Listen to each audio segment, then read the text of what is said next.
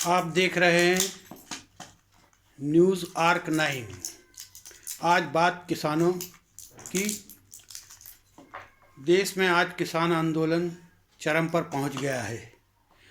इसे सरकार और किसानों ने प्रतिष्ठा का प्रश्न बना लिया है, जबकि दोनों अपनी अकड़ छोड़कर इस पर बात करें तो कुछ समाधान निकल सकता है।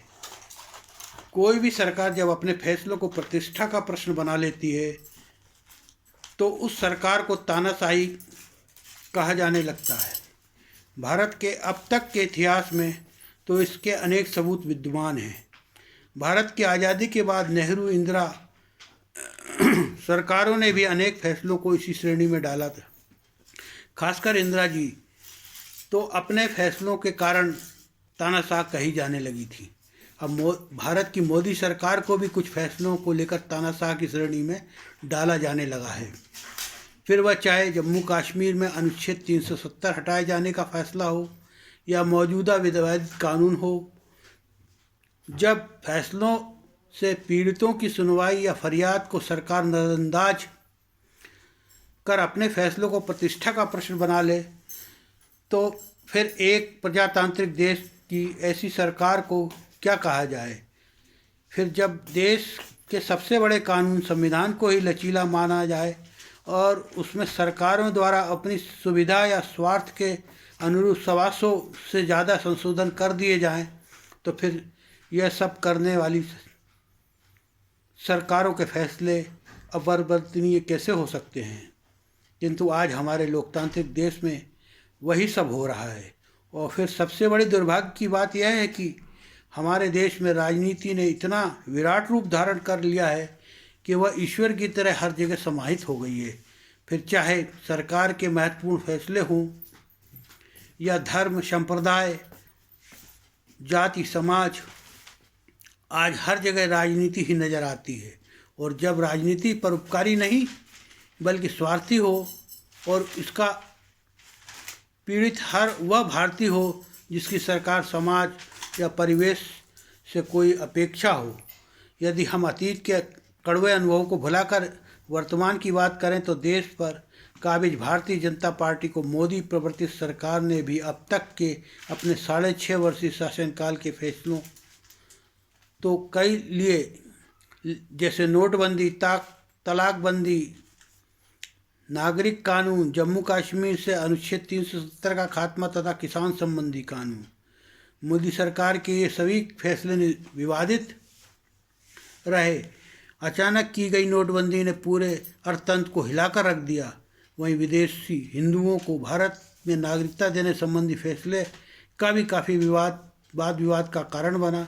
जम्मू कश्मीर का विशेष दर्जा खत्म कर धारा 370 की समाप्ति आज अच्छा खासा पृथ्वी के स्वर्ग में अशांति का कारण बना हुआ है। और अब तो फैसला स्वर्ग के में राज करने के भाजपा के रंगीन सपने को भी धूमिल कर रहा है। जम्मू कश्मीर की राजनीति का यही केंद्र बिंदु बन गया है और लगता है कि भविष्य की राजनीति में यह फैसला आगे प्रभावित करता रहेगा।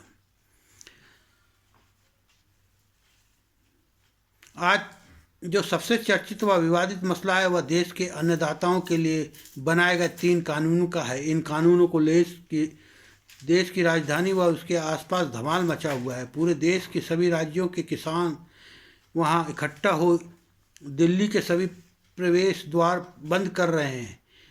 सरकार जहां अपने फैसलों पर पुनर्विचार को तैयार नहीं, वहीं किसान उससे संबंधित विवादित कानूनों को वापस लिए जाने की मांग पर अड़े हुए हैं।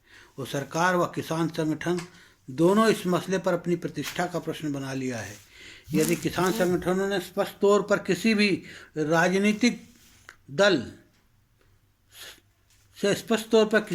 दल अपने आंदोलन में शामिल करने से इनकार कर दिया, किंतु प्रधानमंत्री मोदी ने सार्वजनिक रूप से प्रतिपक्षी दलों को किसानों के इस आंदोलन से जोड़ दिया।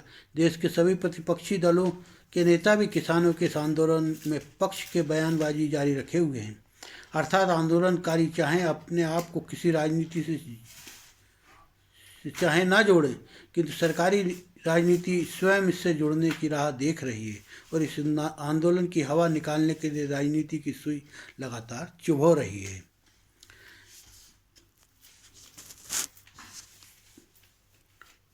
कल आशा बंधी थी कि किसान आंदोलन का कोई समावेशी हल निकल आएगा। कृषि मंत्री नरेंद्र सिंह तोमर के किसानों की बात की रखी और तुरंत उन्हें बात करने के लिए बुला लिया।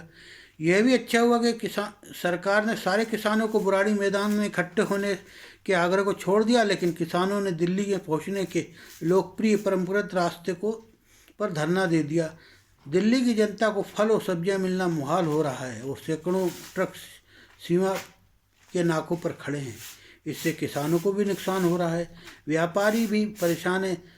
यह तब जब दिल्ली की जनता को किसानों के लिए अपनी तिजोरियां खोल दी हैं और केजरीवाल प्रशासन भी अपनी सुविधाओं का ध्यान रख रहा है।